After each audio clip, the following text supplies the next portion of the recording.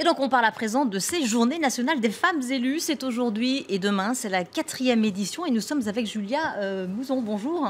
Bonjour. Vous êtes la présidente et fondatrice de Femmes et Pouvoir, association qui organise donc ces journées. Alors l'idée, c'est d'organiser un événement qui réunisse ces femmes politiques, mais aussi qui forment avec des ateliers concrets. C'est cela l'ADN de ces journées? Oui, exactement. En fait, l'ADN des journées, c'est le partage. C'est-à-dire que les Journées nationales des femmes élues réunissent depuis 4 ans un demi-millier de femmes élues.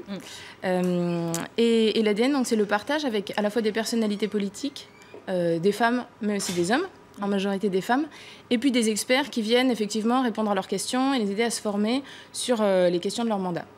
Alors, la bonne nouvelle, c'est que les femmes élues, elles sont de plus en plus nombreuses. Il y a notamment la loi sur la parité qui donc, a imposé des candidatures paritaires aux élections locales. Il y a donc maintenant un conseiller municipal sur 2 qui est une femme. En revanche, au poste à responsabilité, on ne les retrouve pas encore, les femmes. Il n'y a qu'une seule maire des 40 plus grandes communes de France qui est une femme, c'est Martine Aubry.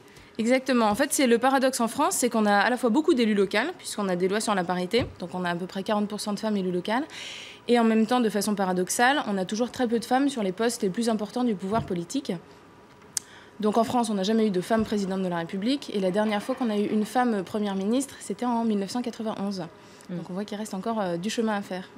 Alors justement, les Françaises, elles ne se regroupent pas assez, elles n'échangent pas assez.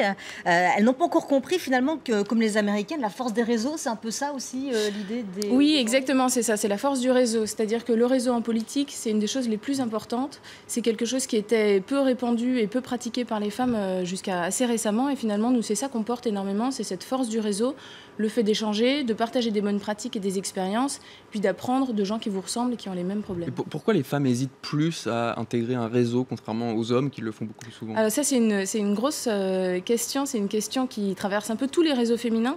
Elles ont pris du retard, tout simplement. Exactement. Je pense que c'est une question de retard. C'est-à-dire que ce soit dans le monde économique ou dans le monde politique, historiquement, les décisions importantes et les décisions politiques étaient prises par des hommes, donc en réseau.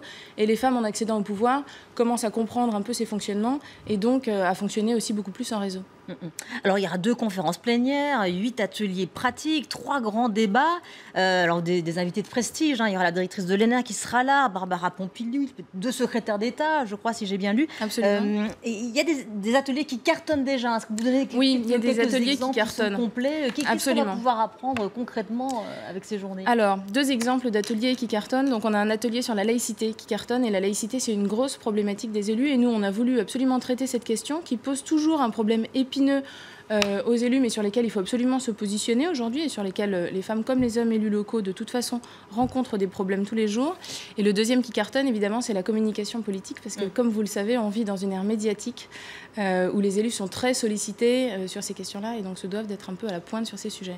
C'est quoi le public, les personnes qui viennent? Le public, c'est 500 femmes qui sont élues locales. Donc on a à la fois des élus locales qui sont des conseillères municipales et des adjointes au maire, et puis des maires, évidemment, des femmes maires et des conseillères départementales, des conseillères régionales.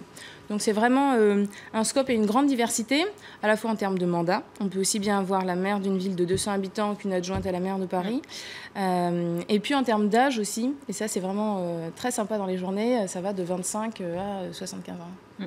Est-ce qu'il y a une façon de manager qui est typiquement féminine? C'est pas politiquement correct de dire ça, mais en tout cas je l'ai vu sur votre site. Est-ce qu'il y a un exercice du mandat au féminin? Ça, c'est la conférence qui va ouvrir les journées, exactement. Est-ce qu'il y a une gouvernance qui est différente quand ce sont les femmes qui font de la politique et qui sont au pouvoir?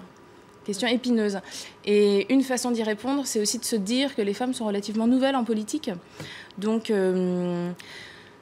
y a un certain nombre de réflexes, de fonctionnement, peut-être anciens, qu'elles n'ont pas, et qu'elles peuvent amener justement ce souffle nouveau, cette vision nouvelle, cette façon de faire qui est un peu différente. Et de toute façon, les femmes sont obligées de bousculer les codes.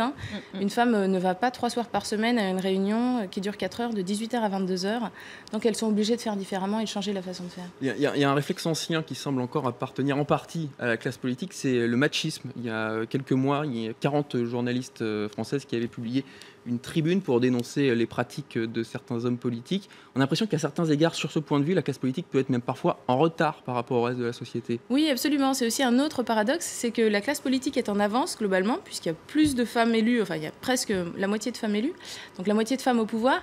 Et en même temps, on retrouve des réflexes très anciens, d'ailleurs pas plus tard qu'avant-hier, on avait des exemples à l'Assemblée nationale. C'est à la fois le sexisme en politique, c'est une question qui est toujours un frein pour les femmes en politique. À la fois, c'est pas la plus difficile puisque c'est une problématique frontale, c'est-à-dire que vous êtes, c'est une agression ou des remarques frontales, mais que vous pouvez contrer.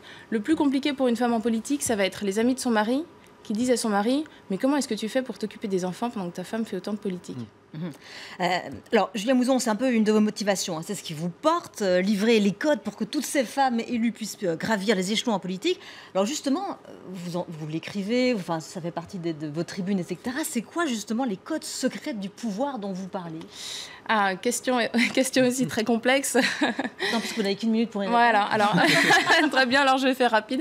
Les codes du pouvoir, c'est une élue qui nous dit, voilà, je suis invitée par un sénateur en local, j'arrive, il me fait attendre, il me reçoit dans son bureau, donc je suis dans son espace, il passe un coup de fil avant de me recevoir, et c'est lui qui me signifie que l'entretien est terminé, après m'avoir également signifié qu'il a rencontré à Paris des personnalités très importantes. C'est exactement ça. Donc il faut faire pareil. Exactement, voilà, c'est ça. Vous avez tous les codes du pouvoir dans cette petite histoire, dans ce contenu rapide. C'est beaucoup la mise en scène de son pouvoir. Alors. Il y a beaucoup de ça, mais ça, oui, c'est effectivement. Mais c'est ça qu'on observe de toute façon sur les personnalités politiques. Et nous, l'objectif, c'est de donner ces codes, parce que finalement, c'est pas là-dessus que se joue la qualité et l'efficacité de notre vie politique. Donc autant les donner pour que tout le monde soit au même niveau et sur un pied d'égalité là-dessus. C'est surtout sur le fond aussi. Merci beaucoup, Julia Mouzon. Merci et donc, je rappelle, c'est journée aujourd'hui et demain, ça se passe au centre des congrès Cap 15. Et puis aussi, je rappelle que vous faites des formations toute l'année et que vous avez publié également des guides, si ma mémoire est bonne. Merci beaucoup, Merci. Julia Mouzon.